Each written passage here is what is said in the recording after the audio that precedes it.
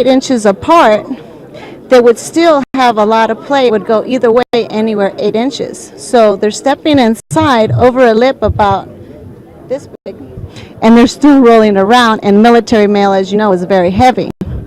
So we still had that plate that we're trying to overcome. That's when one of the circle members designed this. So we're using the same holes, right? And then we insert it. And so if this were the container right here, we just put it in and it locks it into place. So they would load it all the way up to the back. They would set one in the back of each airline container, one on the end, and it doesn't move at all. There's no free play at all. It's secure. It has a handle right here, so they only have to go this far. What they were doing before is using the same freestanding ones. They would get wood, anything they can find, pallets, they would even trays, they bend them up just so that it wouldn't roll around when they're trying to load the mail. Now they don't have to do none of that. We have these, they're just perfect. They're just beautiful. And we have another project as well. Nice presentation. Thanks. Hi. Our second project is an update from last year's. Last year we brought to you guys the tow bar that was able to pull a U-cart, as well as it's also universal because it pulls dollies, GPCs, and U-carts. What we did, another complaint that we had last year was the weight. So we took it back, we brainstormed on it, and we came up with the same design, just lighter material. It's actually half the weight that we currently use now. The previous hook was about almost 11 pounds. This one is 5.7. The durability, we have tested it. It works perfect. We haven't had no bends or cracks in it so far. So What's it made out of? it's steel. Just a lighter material, just lighter. Nice. Than we currently. So it's half the weight, so injuries and reduction. So far it's worked very great. And it can be used for all the equipment that we have too, except for the OTRs. And the cost is also half of what the Post Service offers. It's $65 including labor and material per hook. Hi, we're from the San Jose PNDC. This proposal was a leave sharing proposal. We found that a lot of employees were having serious health problems and were running out of leave. At the same time, we found other employees towards the end of the year had so much leave that they were actually losing leave. It was being taken away. So we attempted to come up with a pamphlet to connect these two groups. And we found that the ELM was hard for a lot of people to understand. So we went through the ELM and we tried to answer the primary questions we thought people had in order to either donate leave or ask for leave. And this pamphlet answers those questions and then directs people to human resources for those questions that it doesn't answer. Also, we have the Operation Identification Project. We had a lot of problems with either newer employees or people in a new bid, visitors coming to the plant, operations being moved around. We devised these aisle signs. We place them on both ends of the aisle and in the center. It's designed like a supermarket sign. So at any point in the aisle, the sign will tell you everything you're going to find on the right and the left. We also named the signs, giving them number designations, so it's really easy to give directions. And over here we have the defective equipment dragnet. Every year the QWL process does a survey of all the employees at the plant. We ask them what they think are the major workplace problems we have. Defective equipment was in the top 3. We have all the hazard points pointed out here. We've had some real near accidents. Sometimes the door will pop open when a mule driver is driving. We have protruding the frame over here. We've had a blouse ripped open. We've had a wheel fall off an OTR and tilt and almost land on someone. So a major safety hazard. So what we did is we did a survey of the floor. We grabbed 50 of each piece of equipment and figured out which percentage of them were defective. And we found that we probably have about 15% of each of these types of equipment are defective. So the quality circles had to troubleshoot. We added safety tag holders in more operations at strategic locations. We had a training session.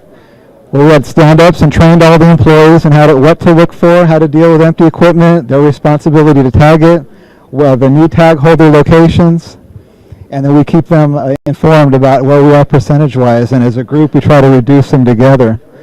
Also, Quality Circles would spend their 1 hour circle time doing a sweep of the floor.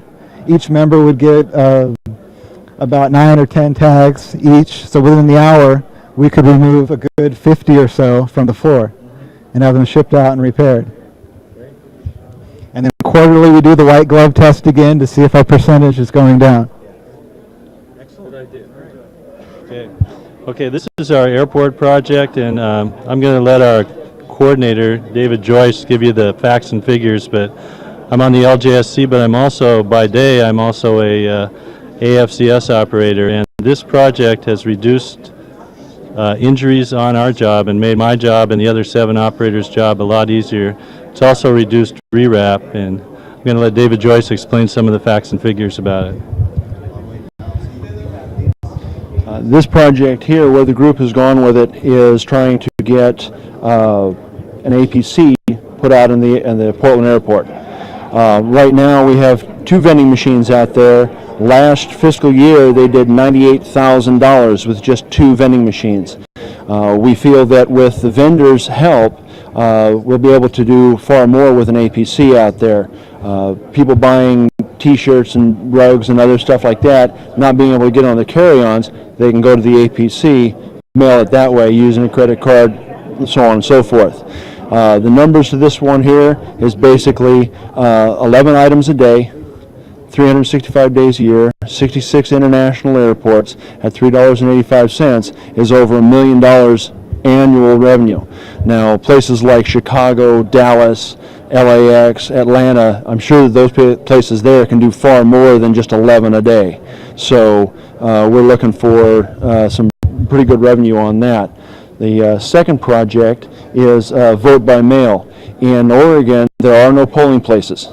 And the last general election, we did 89% of the registered voters voted. So we had before vote by mail, we had the state spending over $16 million in buying polling places, people staffing them, transportation and stuff like that.